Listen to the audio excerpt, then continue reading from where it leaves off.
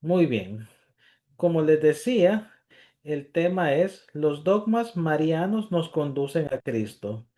Y es que a pesar de que estos dogmas están relacionados con aspectos esenciales de nuestra Madre María, muy en el fondo todos ellos tienen inspiración cristocéntrica.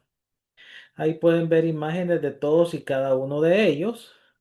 Pero como les digo, todos llevan al final a Cristo y todos ellos están basados no solo en méritos de María, sino ante todo en méritos de su Hijo Jesucristo.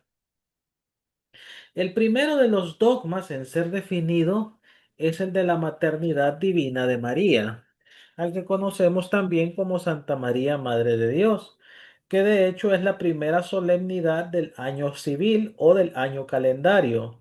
Recordemos, el 1 de enero concluye la octava de Pascua y damos inicio al año civil con la solemnidad de Santa María, Madre de Dios, que ya se puede celebrar desde las primeras vísperas por la tarde-noche del 31 de diciembre.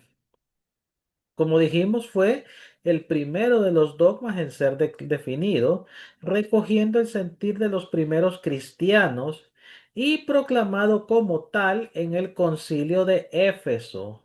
Eso fue en el siglo V, frente a la herejía del patriarca Nestorio, quien negaba que María fuese madre del Verbo Divino, sino únicamente del hombre Jesús.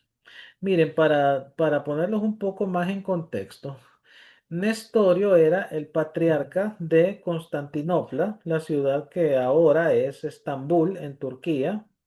Y si hablamos de patriarca, quiere decir que era el obispo principal de la zona.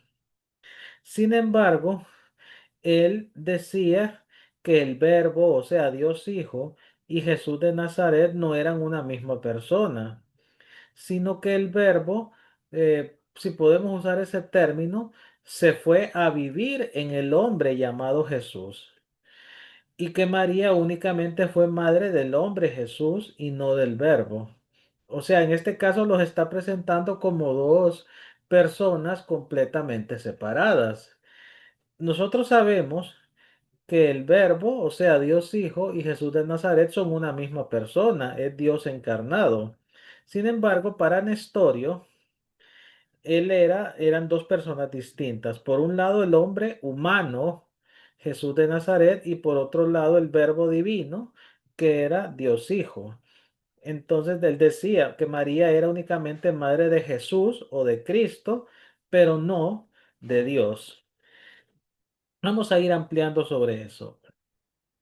La expresión griega es Teotokos, que Teotokos significa literalmente la que dio a luz a Dios o la paridora de Dios. Y aclaremos algo, porque es algo que critican en las sectas diciendo que cómo es que Santa María, Madre de Dios, y es que Dios tuvo mamá o qué. Señores, ella es Madre de Dios no porque Dios hubiese tenido su origen en ella, sino porque es madre de una persona divina. En este caso, es al que conocemos como el Hijo, el Verbo, la segunda persona de la Santísima Trinidad, Emmanuel, Dios con nosotros, Jesús el Cristo. Por eso se le dice Madre de Dios. Y esto lo podemos comprobar en los textos bíblicos de Mateo 1, 20, 23, Lucas 1, 26, 38 y 1, 43. Repito, Mateo 1, 20, 23, Lucas 1, 26, 38 y Lucas 1, 43, en los cuales se enfatiza que el Hijo concebido por María es obra del Espíritu Santo, que es el Hijo de Dios, y por lo tanto ella es reconocida por Isabel como la madre de mi Señor. Recordemos que en la cultura judía no se pronunciaba el nombre de Dios por respeto a él, y en cambio se decía Adonai, que quiere decir mi Señor. Y Isabel le dice, ¿cómo he merecido yo que venga a mí la madre de mi Señor? Así que ahí está reconociendo que el hijo que ella lleva en su vientre es divino. Y claro está, Recordemos lo que habíamos visto cuando hablamos de la genealogía de Jesucristo en Mateo, cuando llega la parte donde dice, y Jacob engendró a José, el esposo de María, de la cual nació Jesús llamado Cristo. Es más, la oración más antigua hacia María de la que tenemos conocimiento es la que en latín se le conoce como Subtum Presidius, que es la que conocemos como bajo tu amparo nos acogemos, Santa Madre de Dios. Esa es la oración más antigua dedicada a nuestra Madre María, que data del siglo tercero. Así que váyanse haciendo ya una idea de cómo va todo este asunto.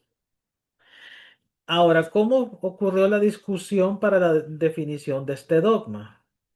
Fue entre la escuela alejandrina con San Cirilo a la cabeza. San Cirilo era el patriarca de Alejandría, quien afirmaba la unidad e inseparabilidad de ambas naturalezas de Cristo, por lo que María podía ser llamada Teotocos sin ningún problema. Explico, como dicen, con manzanitas para el obispo Cirilo, que era el patriarca de Alejandría en Egipto. Él afirmaba que la naturaleza humana y la divina, o sea, en este caso, el hombre Jesús de Nazaret y el Verbo Hijo de Dios son una misma persona y no pueden ser separados. Mientras que en la escuela de Antioquía, comandada por el obispo Nestorio, patriarca de Constantinopla, se afirmaba que María era solamente la madre del hombre Jesucristo y por eso debía ser llamada Cristotocos y no Teotocos.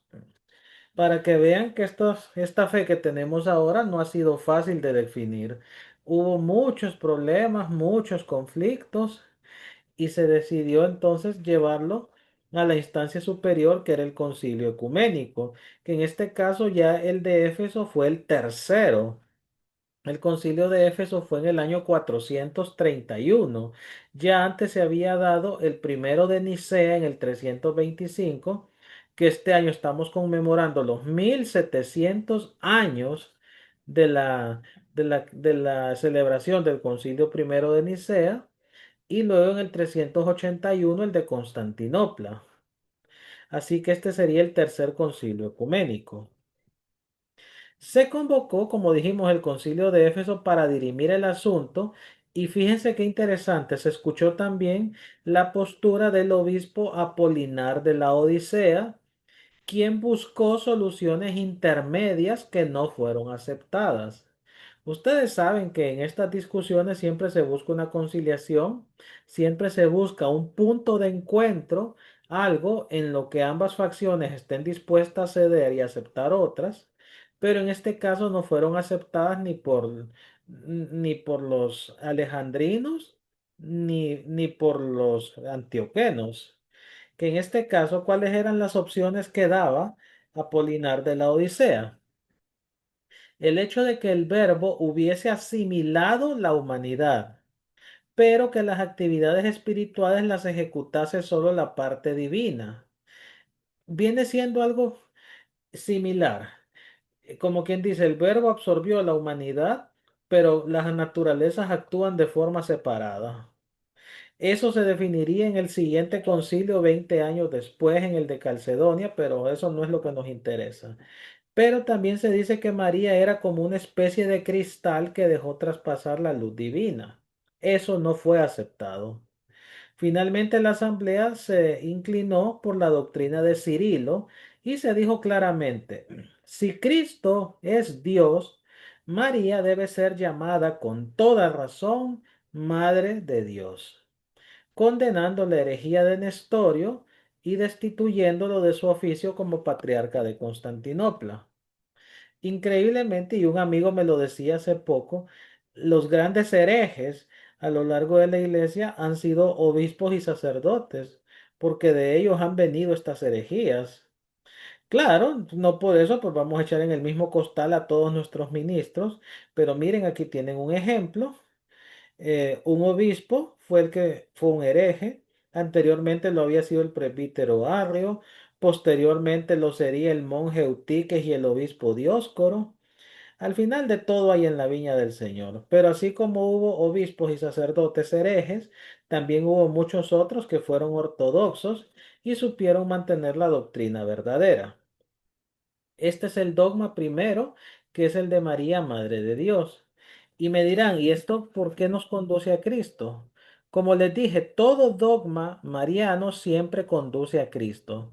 Y en este caso, Él es el centro del dogma porque precisamente al ser madre del Verbo divino encarnado, es que se le puede llamar Madre de Dios. Y todo por la acción que Dios ha hecho en ella.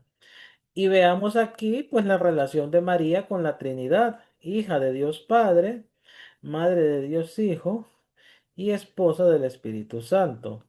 Recuerdo que hay una canción del padre Ever Espinal donde dice, ah, había, Señor, en Nazaret una mujer que halló gracia ante tus ojos, por eso la creaste pura y limpia, porque sabía que de ella ibas a nacer. Cuando tú decidiste hacerte hombre, enviaste a ella el santificador que dispusiera de su vida enriquecida y que en su seno se encarnara el Salvador. María dice, tienes buena intimidad y cercanía junto a la Trinidad. Reconocemos que eres hija de Dios Padre, que eres madre de Dios Hijo y esposa del Espíritu de amor. Imagínense, en este caso el Padre crea a María y el Hijo se encarna en ella por obra del Espíritu Santo. Vamos al segundo dogma, que es el de la perpetua virginidad. Como dijimos, este fue el segundo en ser definido. María siempre virgen, en virtud de su misión como Madre de Dios, se conservó virgen antes, durante y después del parto.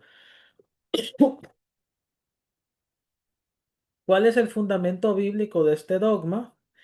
Tenemos Mateo 1:23 que afirma que la concepción de Jesús en el vientre de María por obra del Espíritu Santo es el cumplimiento de la profecía de Isaías 7:14. Ahí van dos de un solo. Mateo 1:23 afirma, repito, que la concepción de Jesús en el vientre de María por obra del Espíritu Santo es el cumplimiento de la profecía de Isaías 7:14. ¿Y cuál es esa profecía? He aquí que la Virgen concebirá y dará a luz un hijo y le llamará Emmanuel, que significa Dios con nosotros. Y fíjense que el término que se usa en la versión de los 70 es, se le llama a ella la partenos. Y partenos no significa solamente virgen, sino la siempre virgen. María es la virgen que da luz al llamado Emmanuel, Dios con nosotros. De la misma forma, el capítulo 1 de Lucas insiste en la virginidad de María y el que no hubiese conocido varón. Pero ¿qué pasa? Aquí es cuando las sectas malinterpretan unos versículos posteriores, cuando dice que José no conoció a María hasta que nació su hijo. O si lo dijéramos en términos que entendemos mejor, no tuvo intimidad con ella hasta que nació su hijo. Porque piensan que forzosamente cuando hablamos de hasta, o sea, cuando usamos la preposición hasta que, significa que después hubo cambio, cuando eso no siempre es así. Y un ejemplo lo tenemos en el segundo libro de Reyes, cuando menciona que Mical, la hija de Saúl y primera esposa de David, no tuvo hijos hasta su muerte. Y nadie sería tan tonto como para pensar que después de muerta sí tuvo hijos. Lo que quiere decir es que murió sin haber tenido hijos. En este caso, cuando dice que José no conoció a María o que no tuvo intimidad con ella hasta que nació Jesús, significa que nunca la tuvo. Significa que él respetó su virginidad. Por eso, en la tradición ortodoxa, a José se le suele pintar como un hombre mayor en segundas nupcias con María, que precisamente se lo dieron como esposo para que la protegiera, y de ahí sale también la tradición oriental de que los hermanos de Jesús que se menciona en el Evangelio en realidad serían hermanastros, hijos de un primer matrimonio de José. Pero bueno, ese no es el tema de hoy. Lo importante es que María mantuvo su virginidad antes, durante y después del parto. ¿Quiénes son los padres de la iglesia que hicieron afirmaciones al respecto? Y para quienes no estén muy familiarizados con este término, les explico. Los padres de la iglesia son escritores de los primeros siglos que continuaron la doctrina de los apóstoles y profundizaron en ella. Por ejemplo, están los padres apostólicos, que son los sucesores inmediatos de los apóstoles, y así fueron dándose otros, como los padres del desierto, los capadocios, etcétera. La época patrística abarca desde finales del siglo primero hasta el siglo octavo, con la muerte de San Juan Damasceno en Oriente y San Beda el Venerable en Occidente. Pero, por ejemplo, ¿qué padres hicieron afirmaciones al respecto? San Ignacio de Antioquía, quien fue martirizado en el año 107 y que fue discípulo del apóstol Juan, escuchen nada más, San Ignacio de Antioquía fue discípulo de Juan el Evangelista y afirmó que Jesús nació verdaderamente de una virgen. Luego Justino, conocido también como San Justino Mártir, que era laico, no era sacerdote, era laico, dijo que solo Cristo fue concebido de una virgen. Luego San Ireneo, obispo de León, a quien le debemos la lista de los primeros papas, dijo la virginidad de María para defender, o sea, él afirmó la virginidad de María para defender la divinidad de Cristo. Luego Tertuliano, que no fue santo, pero sí fue un gran escritor eclesiástico y lastimosamente al final de su vida terminó excomulgado, afirmó que Cristo es hijo de una madre virgen porque no tuvo padre humano. Importante eso. Cristo es hijo de una madre virgen porque no tuvo padre humano. Y tanto en el símbolo de los apóstoles, que es el que conocemos como el credo corto, como el de Nicea y Constantinopla, al que llamamos coloquialmente el credo largo, se dice que Jesús fue concebido y nació de Santa María Virgen. Ok. Que ahí surgen unas discusiones a veces tan innecesarias y tan superfluas, diría yo, como el hecho de que si María lo dio a luz con dolor o sin dolor. Miren, al final yo creo que eso es lo de menos. Y Dios tiene poder para haberla hecho dar a luz sin perder su virginidad, porque Dios todo lo que quiere lo hace. Lo importante es que ella es la madre de Dios y que mantiene su virginidad por decisión del mismo Dios. El Concilio Segundo de Constantinopla, que se realizó en el año 553, o sea, a mediados del siglo VI, introduce la referencia de la virginidad perpetua de María. Dice, tomó carne de la gloriosa Teotocos y siempre Virgen María.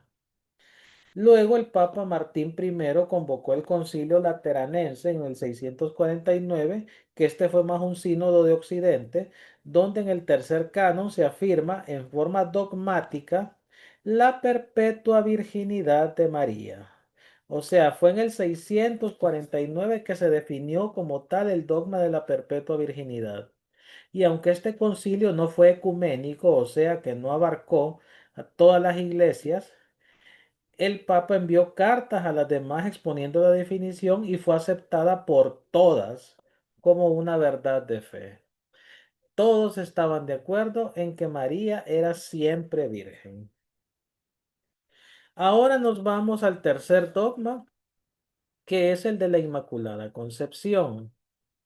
Dios mío, si ha existido un dogma conflictivo y sujeto de muchas discusiones, ha sido aquel que define que María fue preservada del pecado desde el momento de su concepción, en vistas a ser la morada del Verbo encarnado.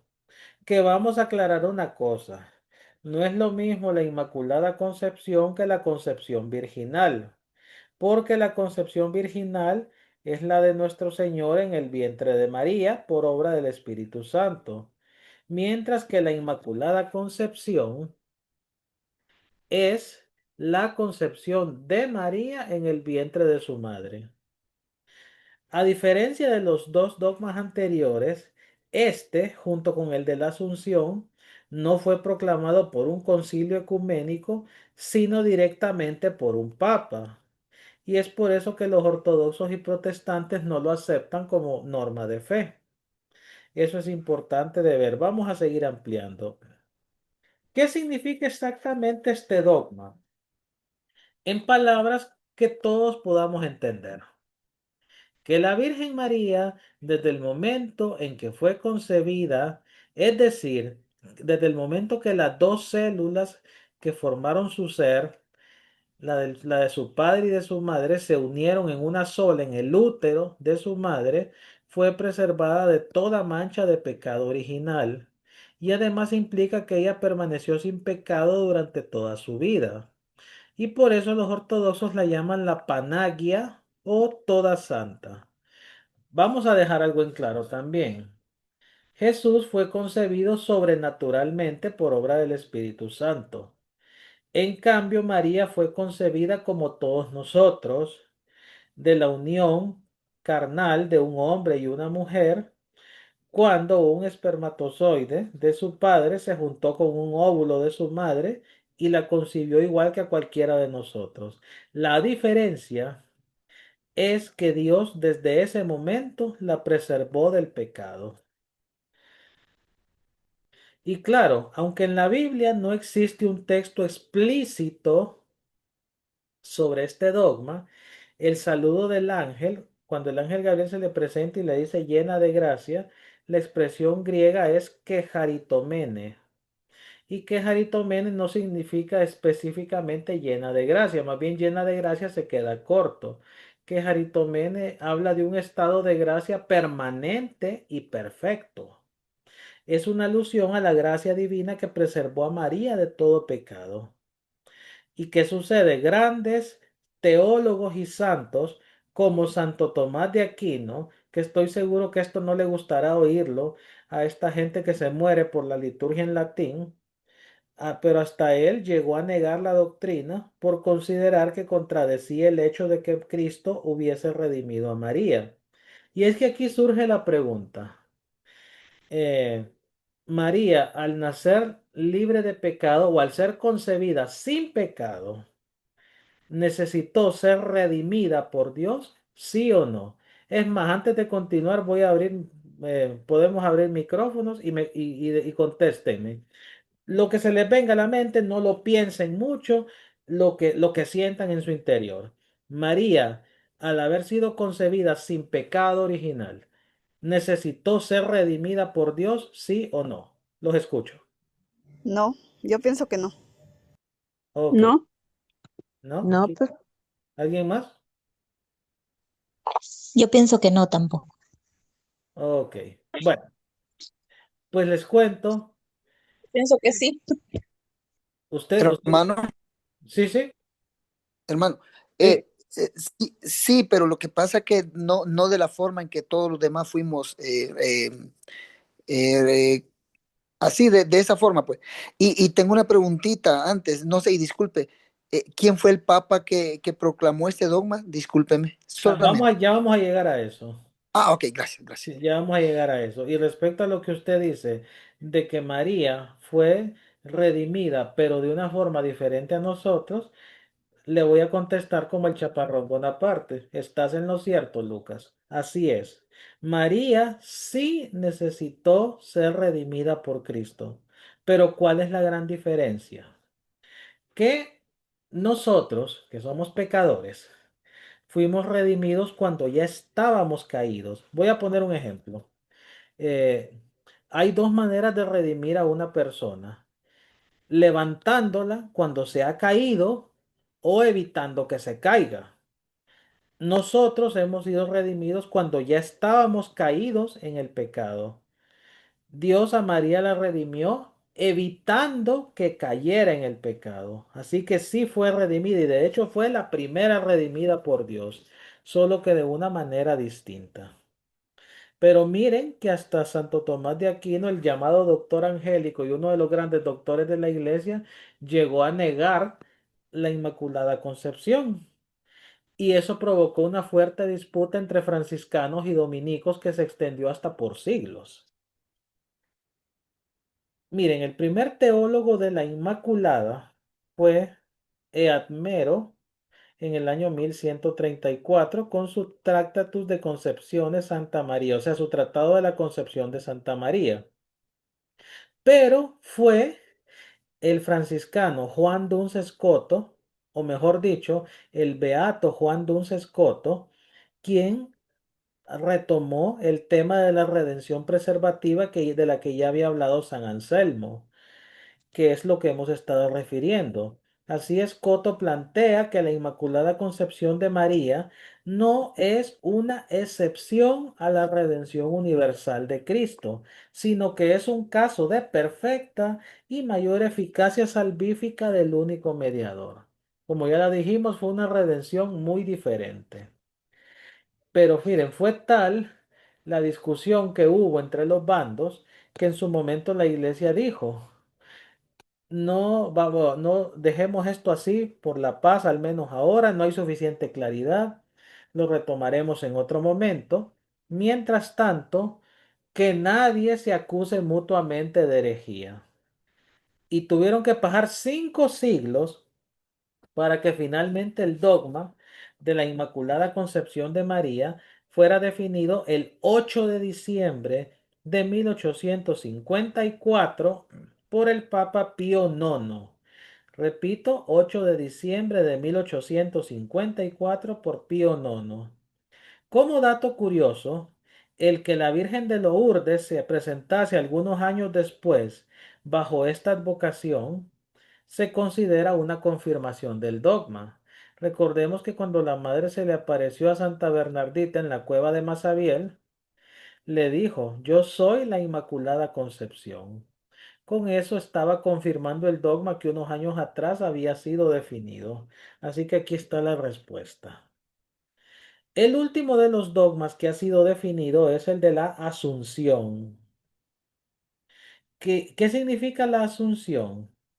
Recordemos que a veces lo confundimos con la ascensión. No, ascender es subir por su propio poder o por su propio mérito. En este caso, el que ascendió al cielo fue nuestro Señor.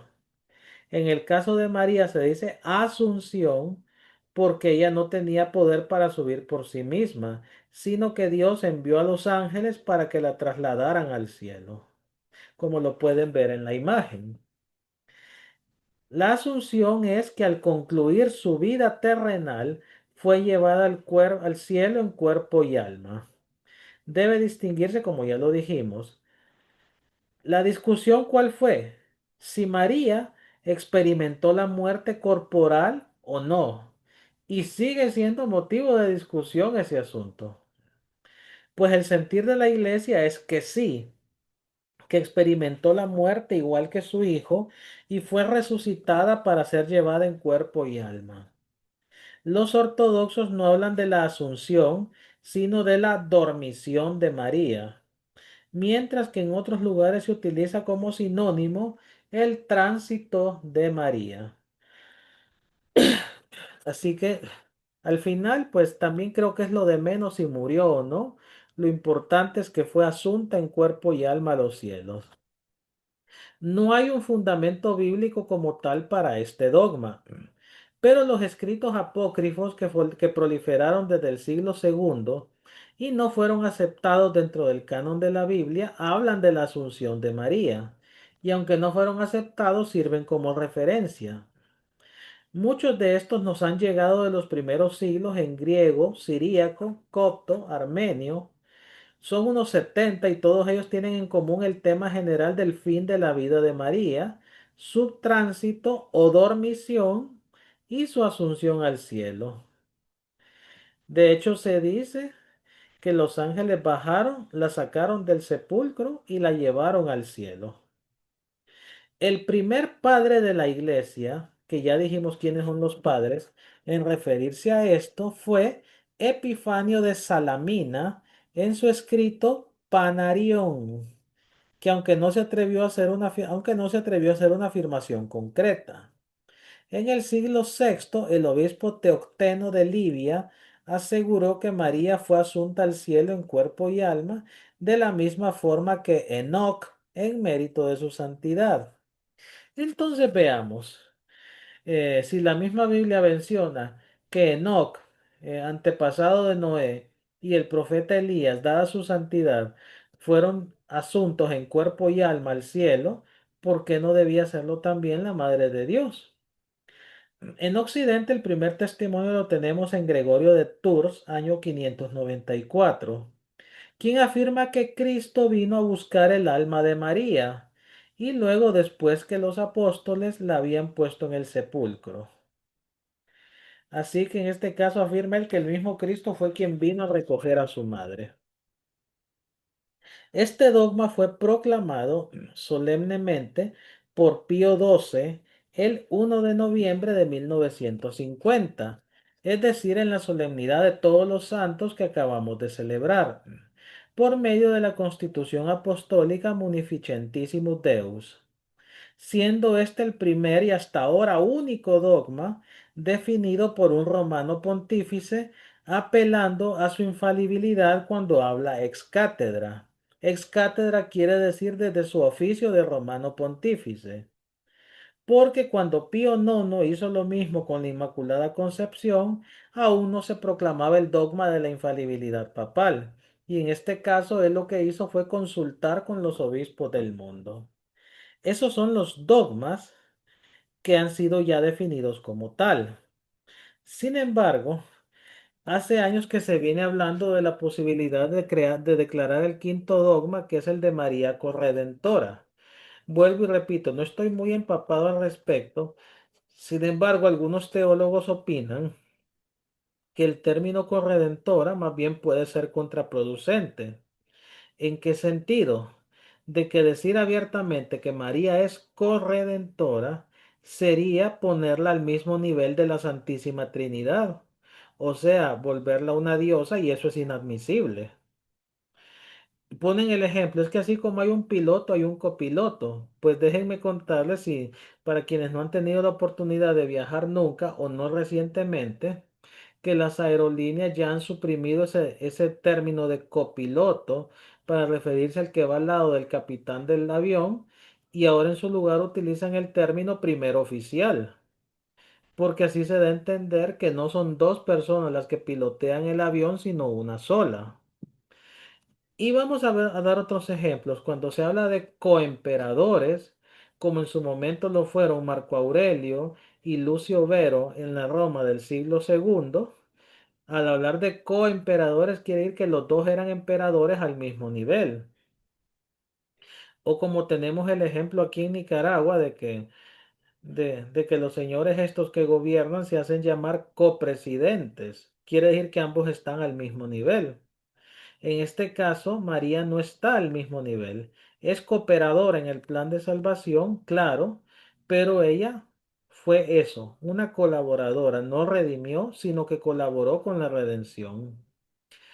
Así que por eso es que difícilmente se pueda declarar el dogma y a pesar de que pueda haber explicaciones de que a lo mejor su colaboración no fue al mismo nivel que Jesús o que se huarcan las diferencias, esto puede generar muchas confusiones y por eso la iglesia mejor ha preferido no hablar al respecto.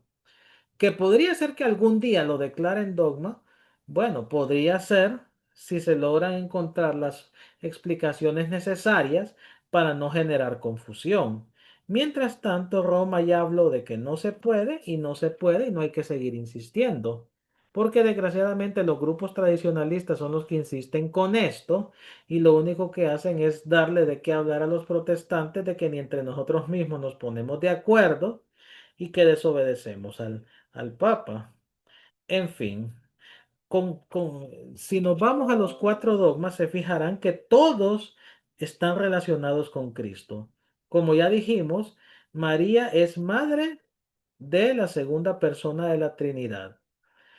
En mérito a eso, fue conservada su virginidad y preservada del pecado, y por los méritos de la resurrección de su Hijo llevada al cielo en cuerpo y alma.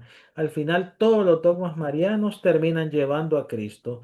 Por eso fue que le pusimos el tema a esta última formación que hemos compartido.